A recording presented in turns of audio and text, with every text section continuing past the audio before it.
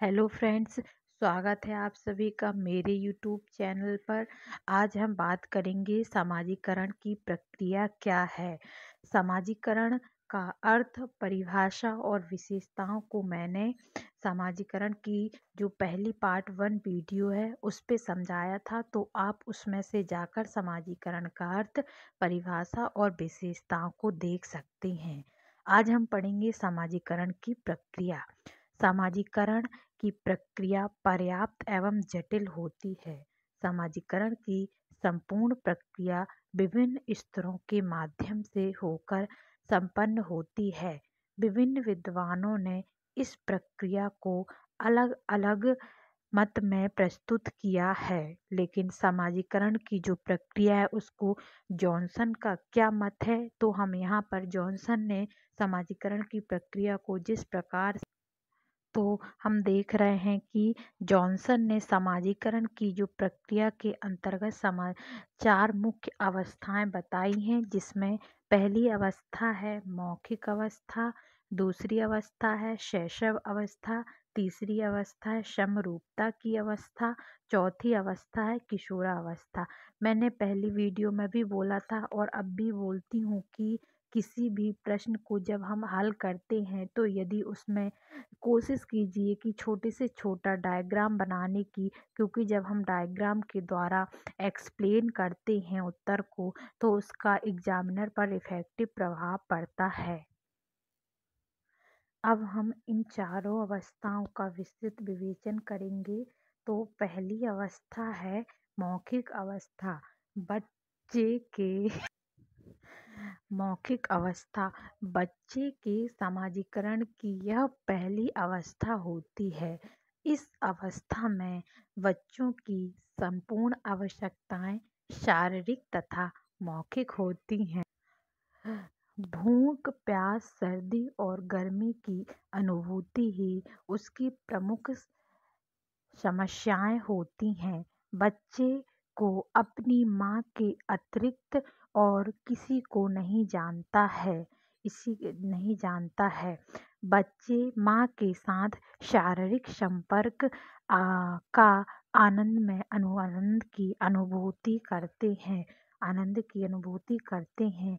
भूख और उस पर नियंत्रण, प्रसन्नता आदि क्रियाओं का विकास इसी अवस्था में होता है। यह अवस्था 1-1.5 वर्ष तक ही रहती है।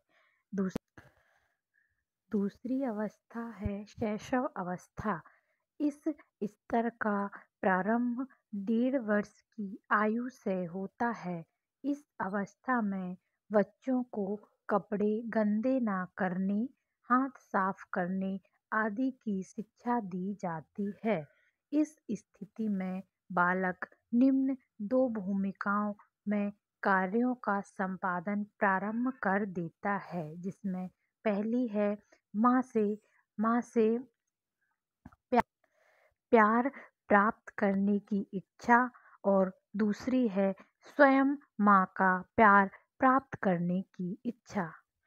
इस आयु में बच्चा परिवार की संस्कृति और मूल्यों का आदर करना सीख जाता है और उसमें अनुकरण प्रवृत्ति विकसित होने लगती है।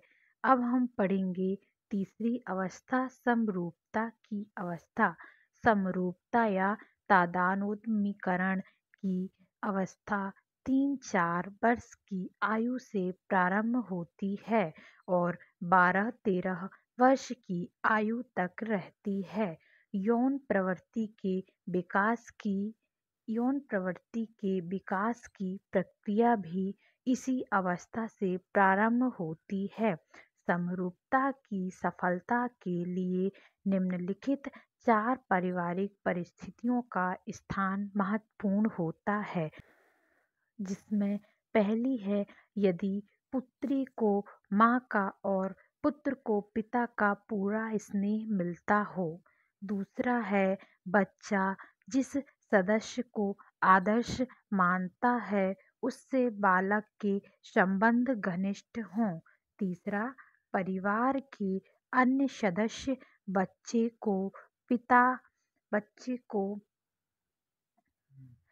पिता में निष्ठा रखने को प्रोत्साहित करते हों। फिर चौथा है, पिता का माँ से व्यवहार सम्मानजनक हो।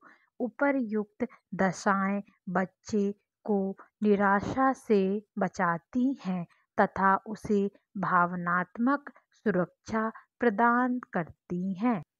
इसके बाद जॉनसन ने समाजीकरण की चौथी अवस्था किशोरावस्था को बताया है। किशोरावस्था यौवन के प्रथम चरण से प्रारंभ होती है। किशोरावस्था बच्चे में तनाव की स्थिति को जन्म देती है।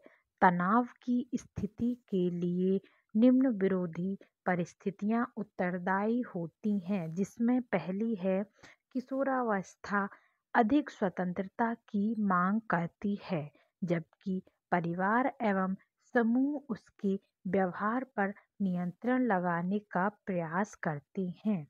दूसरा है, किशोरावस्था में बालक से अपने बारे में स्वयं निर्णय की आशा की जाती है, जबकि सांस्कृतिक मूल्यों की शिक्षा देकर उसके मस्तिष्क में तनाव की स्थिति को विकसित किया जाता है। इस प्रकार हमने देखा कि जॉनसन ने समाजीकरण की प्रक्रिया को इन 4 अवस्थाओं के अंतर्गत ही बताया है। इसके बाद हम निष्कर्ष को देखेंगे। मैं बोलूँगी कि निष्कर्ष प्रत्येक प्रश्न पर आप कोशिश कीजिए कि निष्कर्ष को अनिवार्य रूप से लिखिए। भले ही 2 लाइन का लिखिए, लेकिन निष्कर्ष लिखना बीएड में अत्यंत ज़रूरी होता है। तो निष्कर्ष में हम देखेंगे कि अतः समाजीकरण एक निरंतर चलने वाली प्रक्रिया है। पढ़ने वाले स्पष्ट है कि समाजीकरण की प्रक्रिया पर्याप्त व जटिल मानी जाती है और इस प्रक्रिया की पूर्ति मौखिक अवस्था, शैशव अवस्था, समरूपता की अवस्था तथा किशोरावस्था जैसी स्तरों के माध्यम से संपन्न होती है। Thank you. प्लीज़ चैनल को सब्सक्राइब कीजिए और जिस भी टॉपिक पर